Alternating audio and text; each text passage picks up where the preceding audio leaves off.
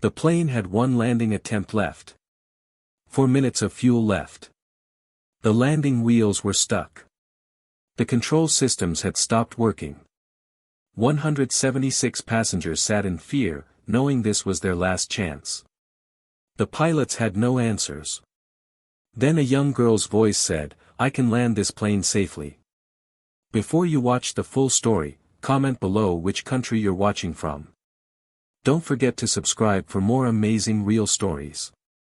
The morning sun was fighting through thick fog when Emma's world changed forever. Global Airways Flight 624 had been circling San Francisco Airport for 30 terrible minutes. The screen in front of her showed 7:15 a.m. as Captain Robert Harris's voice came through the speakers with a sound that made everyone freeze. She sat in seat 18C with her hands gripping the armrests tight. She was 17 years old, with dark hair in a braid. Her mother's pilot watch was on her wrist, too big but precious. The watch showed exactly 7:15 a.m. on this Tuesday morning of March 15, 2016. The same watch that was on her mother's wrist when she died 7 months ago in August 2015, testing the exact procedures that might save them now. To everyone around her, she looked like just a scared teenager. The woman next to her had been trying to comfort her since the first failed landing. Flight attendants checked on her many times with soft voices. Nobody knew she was probably the most qualified person on the plane to solve the problem that had already beaten 2 landing attempts. "Ladies and gentlemen, this is your captain speaking." He paused, and in that silence, Emma heard 32 years of flying experience facing a problem experience couldn't fix. "We're going to make our final approach. I need to be completely honest. We don't have fuel for another try. This is it." The cabin went silent. Even the crying stopped as people understood what "this is it" meant. Emma felt the woman's hand shake around hers. "Our landing gear has partially come down but won't lock," the captain continued. His voice was steady but had lost its comfort. "Our hydraulic systems have failed. We've tried everything during our first 2 approaches. We've talked with maintenance on the ground. We've tried every backup system." He paused longer this time. "We're down to 5 minutes of fuel. That gives us one approach, one chance. If we stop this attempt, we won't have fuel to circle. Emergency crews are ready on the runway. Flight attendants, prepare for emergency landing. Everyone in crash position when we start descent." Emma looked around and saw true fear hit people. A woman started crying loudly. A man gripped his wife's hand so hard his knuckles went white. Parents held children. Couples hugged. People pulled out phones to type final messages. The flight attendant stopped pretending everything was fine. Senior attendant Sarah Martinez moved through the cabin with tears on her face. She helped people with seat belts, talking about crash positions and exits. When she reached Emma, she knelt down and took her hand. "Sweetheart, listen carefully," Sarah said, voice shaking. "When the captain says, lean forward and put your head between your knees like this." She showed the position. "Stay like that until we completely stop. Can you do that?" Emma nodded, looking at Sarah with calm dark eyes. "I understand the crash position. But I need to tell you something important. I need to talk to the captain." Sarah's face showed gentle sympathy. She thought Emma was just scared, wanting to talk to someone in charge. "Honey, the captain is very busy trying to land. Are you scared?" "That's normal." "I'm not just scared," Emma interrupted. Something in her voice made Sarah pause. "My mother was Captain Lisa Rodriguez. She was a test pilot. She developed emergency landing procedures for exactly this situation. I know why your first 2 approaches failed. I know what the captain needs to do differently." Sarah stared at her, trying to understand if this was real or just fear talking. The woman next to Emma said gently, "Sweetheart, the pilots know what they're doing." "The approach speed is wrong," Emma continued, voice urgent. She could feel her heart pounding but forced herself to stay calm like her mother had taught her. With partial gear and no hydraulics, normal calculations don't work. Every standard procedure assumes full gear or no gear, not this partial setup. My mother spent 4 years researching different approaches for this exact problem. She proved standard procedures won't work. She showed the data to the FAA, to Boeing, to every airline safety board. But commercial aviation wouldn't listen because her techniques break safety rules that assume you'll have another chance. They said it was too dangerous, too unconventional. But she knew that someday this exact situation would happen and people would die if nobody understood the truth. Sarah's mouth opened. The technical words from this teenager were impossible to ignore. A voice from across the aisle spoke up. A woman in a suit who had been listening. I'm Dr. Karen White, aerospace professor at Stanford. I knew Lisa Rodriguez. I attended her presentation on unconventional landing methods in 2014. She looked at Emma with shock. You're her daughter. She brought you to conferences. She said she was teaching you everything. She turned to Sarah urgently. Get this girl to the cockpit. Now. If she knows even half of what Lisa was working on, she might help. But she's 17, Sarah protested. Lisa Rodriguez was one of the most brilliant test pilots in America, Dr. White said firmly. Her research was revolutionary. The industry wouldn't adopt it because it was risky, outside normal rules. But that doesn't mean it wasn't real. If she knows her mother's techniques. She looked at Emma. Tell me something specific. What was your mother's main theory about partial gear landings? Emma met her eyes steadily. That normal approaches fail because they assume balanced drag and normal control. With partial gear and hydraulic failure, you have neither. The standard approach needs side control that failed hydraulics can't give. The calculations don't work when one side has gear drag and the other doesn't. My mother proved you need a different method. A spiral descent that controls energy through bank angle instead of normal speed and glide control. Dr. White's eyes went wide. The spiral energy descent. She showed me the computer models.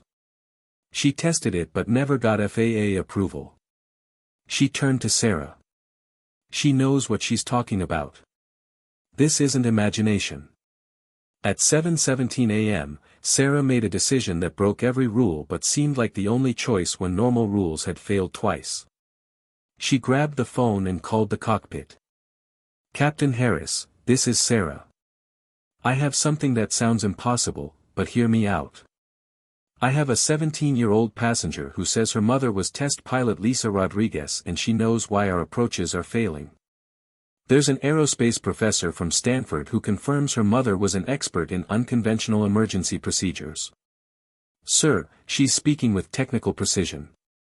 She says she knows what you need to do differently. Long pause.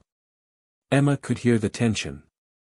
Then Captain Harris's exhausted voice came through. We have 4 minutes of fuel and I've tried everything. Send her up. The cockpit door opened. Emma stepped into the cramped space where Captain Robert Harris and First Officer David Chen were surrounded by red and orange warning lights. Alarms created constant noise. 2 experienced pilots who had run out of options. Captain Harris turned to look at the teenage girl. He was 55 years old with gray hair and deep lines around his eyes. Lines from years of concentration, from decades of making life and death decisions, from the weight of responsibility he carried every time he sat in this seat. A former Air Force pilot who had logged 22,000 hours. He had landed with engine failures, hydraulic problems, fires. He had trained for every emergency. He had survived situations that killed other pilots. He thought he had seen everything aviation could throw at him. And now he was looking at a 17-year-old as possibly his last hope. The irony wasn't lost on him. After all these years, all this experience, all this training, and salvation might come from a teenager who wasn't even old enough to vote. You have 3 minutes to convince me, he said simply, voice stripped of softness. Tell me why our approaches failed. Emma moved between the pilots where she could see the instruments. Her eyes scanned the displays with practiced skill that made both pilots glance at each other. She saw the speed, the altitude, the fuel gauge showing dangerous levels, the warnings showing partial gear and hydraulic failure.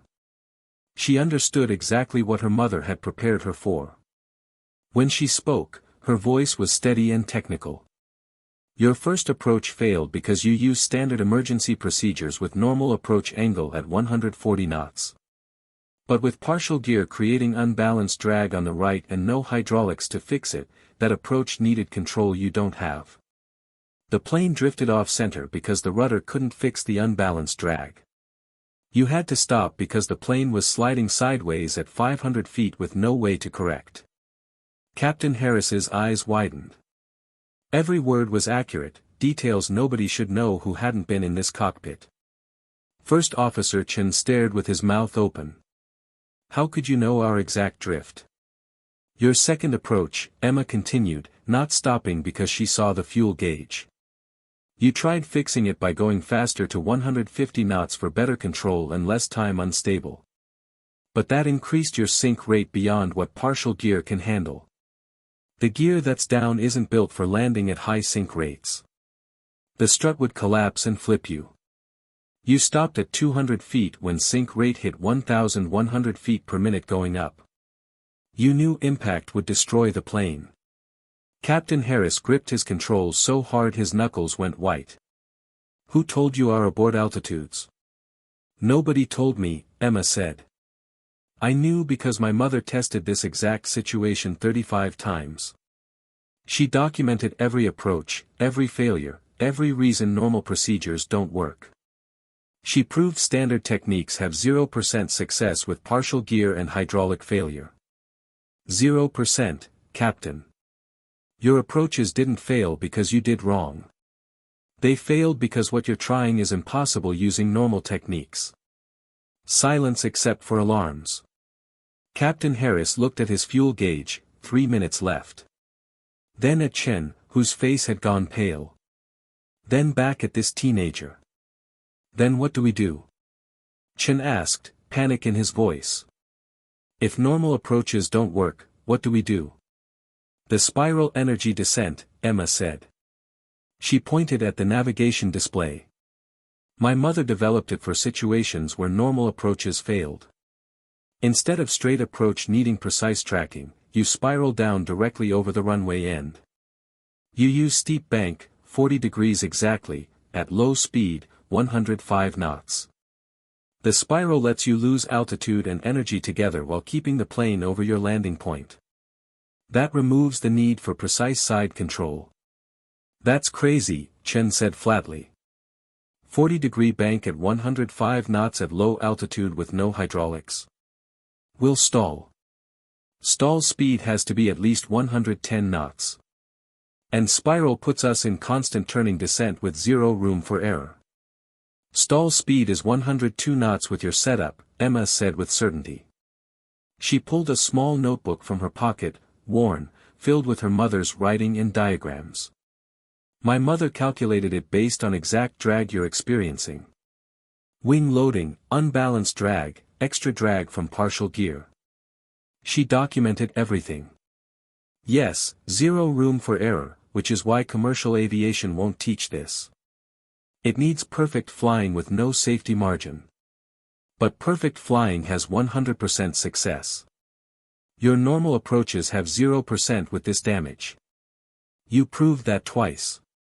Captain Harris took the notebook, flipping through pages of calculations, diagrams, tables of speeds and angles.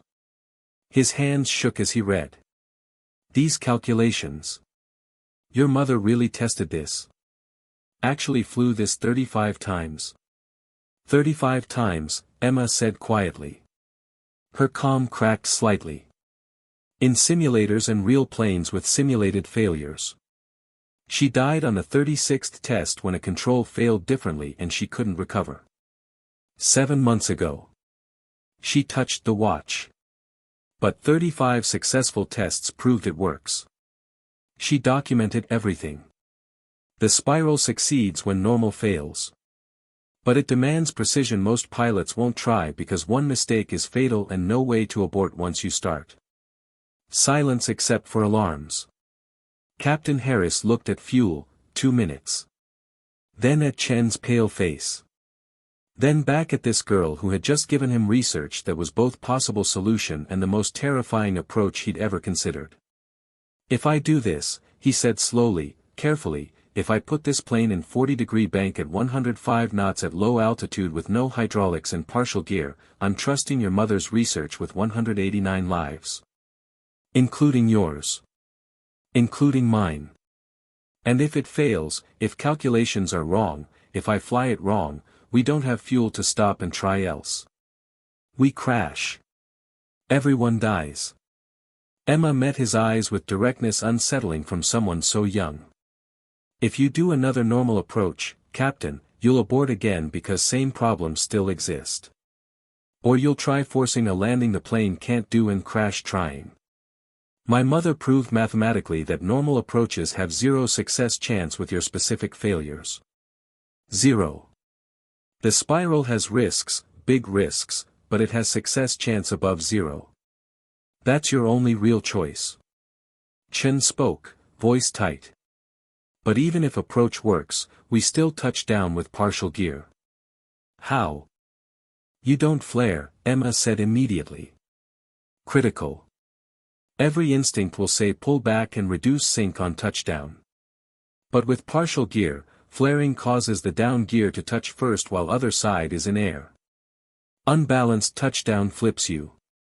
You fly it straight onto runway at high sink, about 1,000 feet per minute. Down gear will collapse, but plane slides on belly and body structure absorbs energy. Rough, but survivable. My mother tested impact forces. She proved the frame can handle it. Captain Harris read the notebook again. His trained mind processed calculations and recognized they were valid, even as every instinct screamed this was too risky, too far outside standard procedures, too dependent on perfect flying. He made a decision that would be debated for years. He turned to Chen. Get ground control. Tell them we're trying unconventional approach. Tell them we're taking guidance from passenger with specialized emergency knowledge. Tell them have every emergency vehicle ready because this either works perfectly or doesn't work at all. He paused. And tell them if this works, they need to review Lisa Rodriguez's research. Chen stared, then nodded and reached for radio. Ground control, this is Global Airways 624. Be advised, attempting non-standard approach based on specialized emergency research. Request all emergency equipment standing by. At 7:19 a.m., with 2 minutes of fuel left, Captain Harris pushed forward and began the turn that would position Flight 624 over runway 28L. Emma stood between pilots, hands gripping the captain's seat. Her mother's watch read 7:19 as she began guidance that would either save everyone or kill them all. Reduce speed to 115 knots, she said, voice calm with force steadiness learned from her mother during hundreds of hours in simulators. Position directly over runway end at 2,000 feet. When I say start spiral, bank 40 degrees left. That's away from your down gear side, giving better control because down gear creates drag on right, and banking away reduces control inputs needed. The Boeing 767 slowed and turned, positioning above runway end. Emma felt the plane's unstable response to every input. Partial gear created unbalanced drag pulling them sideways. Failed hydraulics meant controls responded with dangerous delay. She felt everything her mother taught her coming into focus. All those hours her mother made her close her eyes in small planes and describe what the plane was doing by sound and feel alone. All those technical talks that seemed abstract until now. Start the spiral, she said, voice cutting through noise with clear authority. 40 degrees left bank. Maintain 105 knots. Begin descent at 950 feet per minute. Captain Harris took a breath Emma could hear over alarms. Then he rolled the plane into a bank angle every instinct said was suicide at low altitude with these failures. The plane tilted steeply. Runway rotated below them in a spiral, putting them in constant turning descent with ground rushing up and no room for error. Through the windscreen, the world tilted impossibly. Runway spinning below. Instruments showed descending in a turn, breaking every safety rule he'd ever learned. Too much bank, Emma said immediately, eyes locked on the bank indicator. You're at 43 degrees. Reduce to 40 exactly. Bank angle is critical for energy calculations. Too steep and you descend too fast and overshoot. Too shallow and you won't lose enough energy and be too fast on final. Harris adjusted with tiny inputs, feeling the plane respond slowly through failed hydraulics. The horizon showed 40 degrees exactly. He held it with constant pressure, fighting the plane's tendency to roll further from unbalanced drag. Chen was calling altitude in tight voice. 1,500 feet. Descent rate 1,000 feet per minute. Speed 107 knots. Speed too high, Emma said. Reduce power slightly. Need exactly 105 knots for turn calculations to work. Too fast by even 2 knots, you spiral outside runway boundaries and won't be lined up. Too slow, you stall before completing turn. Harris pulled back throttles with precision from 3 decades of flying. He felt the plane slow to the knife-edge speed Emma's mother had proved was the only speed that worked. They spiraled down now. Runway rotating below in dizzying descent that every safety rule said was impossible, especially with failed hydraulics and partial gear creating unpredictable handling. The plane shuddered and groaned as it fought against the spiral, the failed systems protesting every movement. Through the windows, passengers could see the ground spinning, getting closer with each rotation. Some closed their eyes. Others watched, unable to look away from what might be their final moments. Parents held their children tighter. Couples squeezed hands until fingers went numb. The cabin had gone from crying to eerie silence, everyone holding their breath, waiting to see if this impossible maneuver would save them or kill them. 1,000 feet, Chen said, voice shaking. Descent 975 feet per minute. Speed 105 knots. Bank 40 degrees. Perfect, Emma said. Tension in her voice but also confidence that seemed impossible. Maintain exactly this. Don't let bank drift. Turn size must stay constant. Don't let speed vary more than 1 knot. Descent rate will fluctuate slightly from spiral, but as long as you're between 900 and 1050 feet per minute, you're within acceptable range. Harris flew with concentration he'd rarely needed. His focus narrowed to 3 instruments: bank angle, air speed, descent rate. Every other warning faded to background. His hands made constant tiny corrections, keeping the plane locked in this spiral, carrying them down through 800 feet now. Ground coming up fast. Emergency vehicles visible on runway edges in formation expecting a crash, lights flashing as they watched this impossible approach, breaking everything they were trained to expect. 700 feet, Chen said, voice almost whisper. Speed 105 knots. Descent 950 feet per minute. Bank 40 degrees. Maintain, Emma said, eyes moving between instruments and windscreen where runway rotated below. At 500 feet, start watching for rollout. At 300 feet, begin rolling out of bank gradually, not all at once. That causes balloon effect you don't have power to control and puts you too high.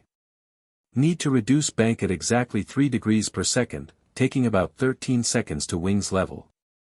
During rollout, reduce power proportionally because reducing bank reduces load and plane will want to speed up. They were at 600 feet, spiraling down in a maneuver Captain Harris had never attempted in 32 years. Trusting calculations from a dead test pilot delivered through her 17-year-old daughter.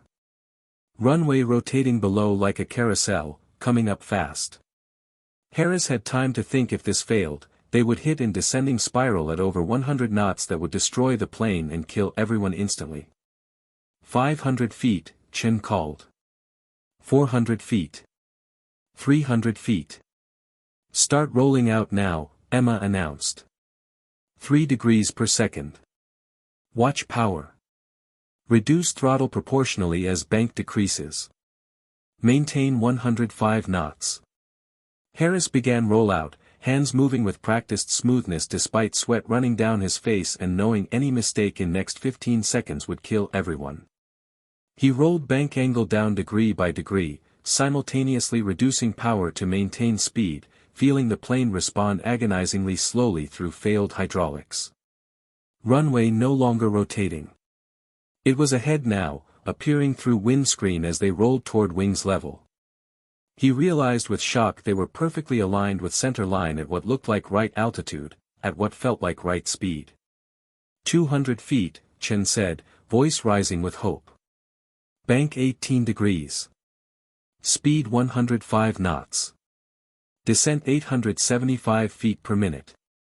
Continue rollout, Emma said, voice steady. Don't rush. 3 degrees per second.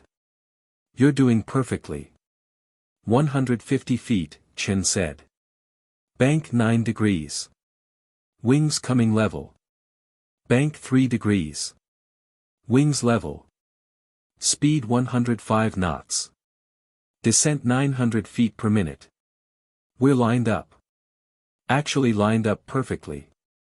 Now reduce power to idle, Emma said urgently.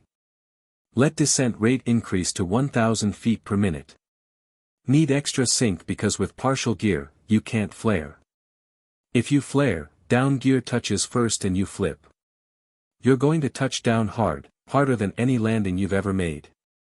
But high sync puts you down in touchdown zone instead of floating halfway down runway where you'd run out of pavement. That sync will destroy the gear, Chen protested. But Harris was already pulling throttles to idle because he understood this girl knew exactly what she was talking about. That her mother had calculated every part, including touchdown forces.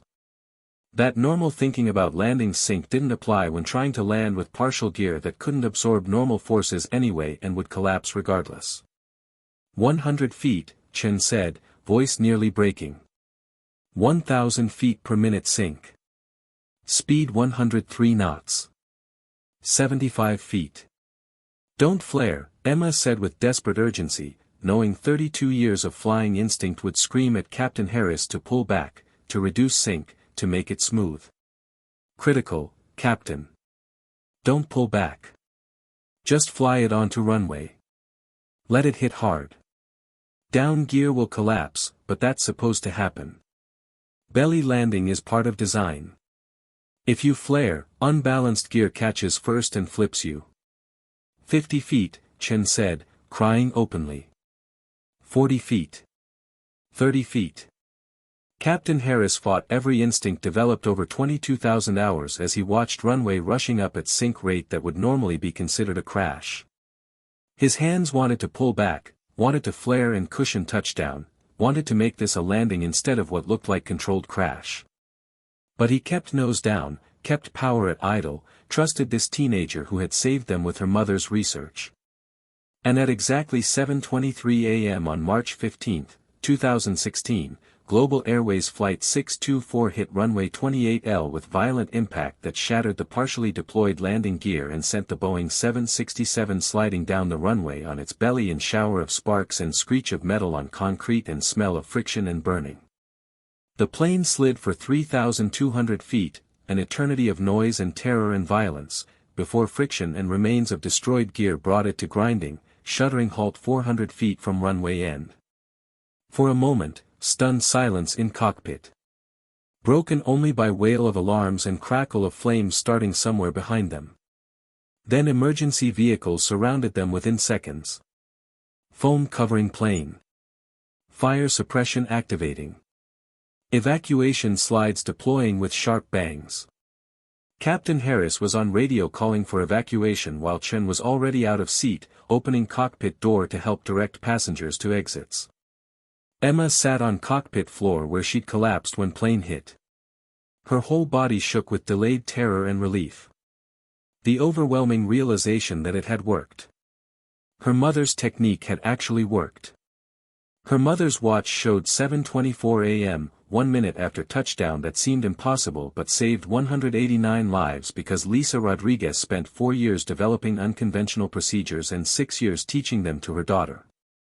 Captain Harris turned and looked down at her with tears streaming down his face. His voice broke as he said simply, "You saved us. Your mother saved us." The evacuation took 6 minutes. 189 passengers slid down emergency chutes into arms of firefighters and paramedics. Shaken and bruised, but alive. 7 people had minor injuries from hard landing, a broken wrist, several bruised ribs, 1 concussion from falling luggage. But nobody died. Not one person. The investigation took 4 months.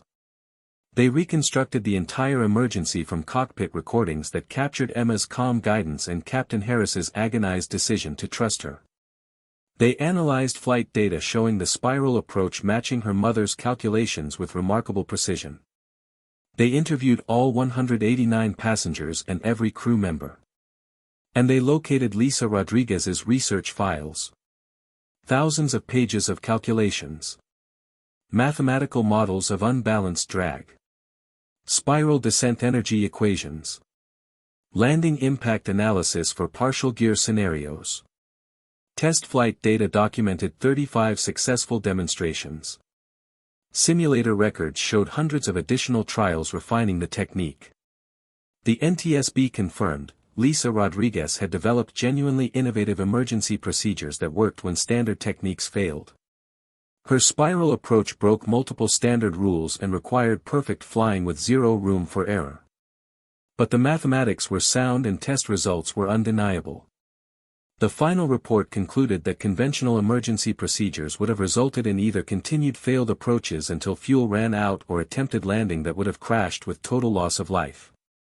The spiral energy descent broke safety rules designed for situations where multiple attempts were possible, but succeeded when only one attempt remained and conventional approaches had demonstrably failed.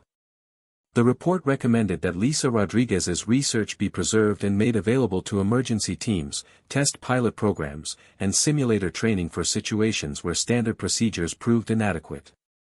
Captain Robert Harris retired 3 months after the incident at age 55. In one interview, he said, "I've been flying 32 years. I've logged 22,000 hours. I thought I knew everything about emergency procedures. A 17-year-old girl taught me there's always something more to learn and that the most important thing a pilot can do is recognize when conventional wisdom isn't working and have courage to try something different." Lisa Rodriguez developed procedures that saved 189 lives. Her daughter had courage to insist we use them when I'd run out of answers. I'll be grateful to both of them for the rest of my life. Emma Rodriguez was interviewed extensively. Everyone who met her came away convinced that Lisa Rodriguez had given her daughter an education in aviation that exceeded most professional pilots' training. They found her calm under pressure, technically precise, and carrying both the burden and pride of having her mother's controversial research prove its value by saving 189 lives. "I used to wonder why my mom spent so much time teaching me all that technical stuff," Emma said in one interview. "Other kids were doing sports and hanging out with friends, and I was in flight simulators learning about unbalanced drag and emergency energy management. Sometimes I thought it was weird. I missed birthday parties to study approach angles. I spent weekends in hangars instead of at the mall. My friends thought I was strange. Teachers asked if I was being pressured too much. But my mom always said, 'Knowledge is the greatest gift I can give you. Someday you'll understand why.' Now I understand she was giving me everything she had. She knew her research was important. She knew conventional procedures had gaps that could kill people. And she knew the aviation industry might not adopt her techniques because they were too risky. So she taught me. Just in case someday someone needed what she'd learned. She prepared me for a moment I never thought would come, but when it did, I was ready. That's what real love looks like." She touched the watch on her wrist. She died testing the 36th spiral approach. The technique that saved Flight 624 is the same technique that killed her. But I'm not sorry she trained me so intensively. 189 people went home to their families because my mom spent 6 years teaching me how to save them. That's not a burden. That's love. Love that keeps working even after someone dies. Love expressed through knowledge and preparation. Love that saves lives. Emma graduated high school and went to MIT to study aerospace engineering. She works now to preserve her mother's research and develop new emergency procedures. She wears her mother's watch every day. Flight 624 landed at 7:23 a.m. on March 15, 2016. 189 people lived because a 17-year-old girl learned her mother's lessons well enough to teach them to experienced pilots when those pilots had run out of answers. That was the day Emma Rodriguez understood that her mother's unconventional research hadn't been strange or risky. It had been love expressed in the language of aviation. And that love had saved lives exactly the way she'd always hoped, through the daughter she trained to carry her knowledge into situations where that knowledge would make the difference between everyone living and everyone dying. She honors that every day of her life.